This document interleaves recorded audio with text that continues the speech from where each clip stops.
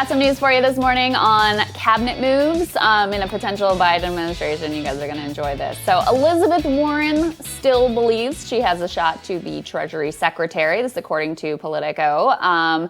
So you can see here, Alex Thompson says Scoop Warren wants to be Biden's Treasury Secretary, will make her case for it if he wins next week. That's according to 3 Democratic officials who've spoken with her inner circle. She wants it, 2 of them said matter-of-factly. Of course, the Warren team says it's 5 days out and we're focused on the election. Of course, we're not thinking about that at all.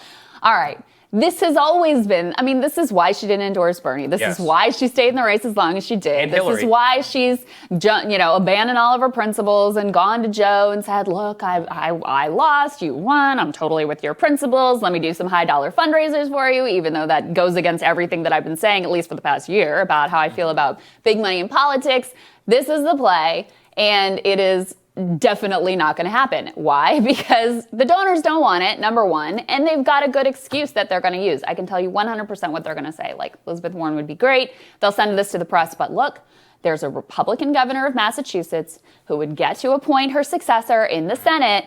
And so, sorry, we can't risk losing her from the Senate and potentially put that seat at risk. So she's got to stay in the Senate. We're going to pick whoever for Treasury. Well, what's funny is that I was reading an article the other day which said that Wall Street has now given Biden's campaign more money than in presidential history. He's now gotten more Wall Street money than anybody else. And the way that Wall Street and other people, analysts, were looking at it is they're like calling it the please don't pick Elizabeth Warren as Treasury fund. They're like, here you go. That's what they're buying for it's a down payment. They're basically saying like, look, we're backing you 100%. You owe your success to us. We're giving you hundreds of millions of dollars this campaign around. So basically, do not pick Elizabeth Warren as your Treasury Secretary.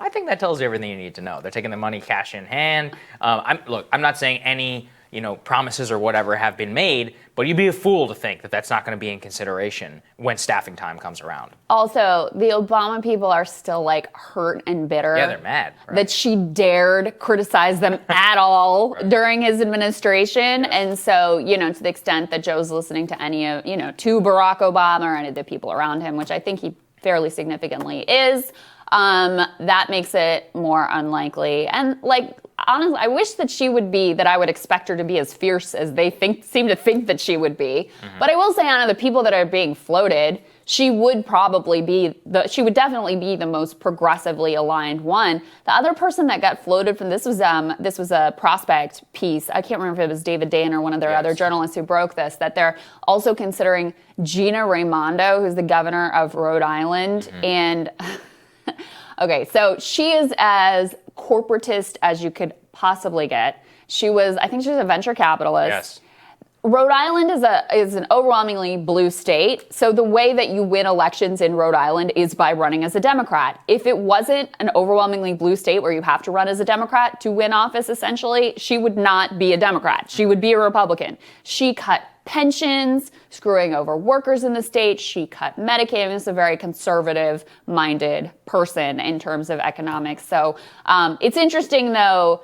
David Dan at The Prospect floated this idea that maybe they're just putting Gina out there as kind of a boogeyman, so that if they pick someone more conventional like a Lael Brainerd, who we've talked about here then before, it won't look as bad. Then progressive will, thank God, at least they didn't pick Gina Raimondo. So it's kind of like, setting the Overton window type of exercise. I don't know if they're engaged in that game playing or not, but I do know that Elizabeth Warren continues to try very, very hard out for positions that she's extraordinarily unlikely to get. And there's a lot of progressive groups who are out there trying to push this as well. And sorry, guys, I just think it's highly unlikely. There you go. All right, more Rising for you after this.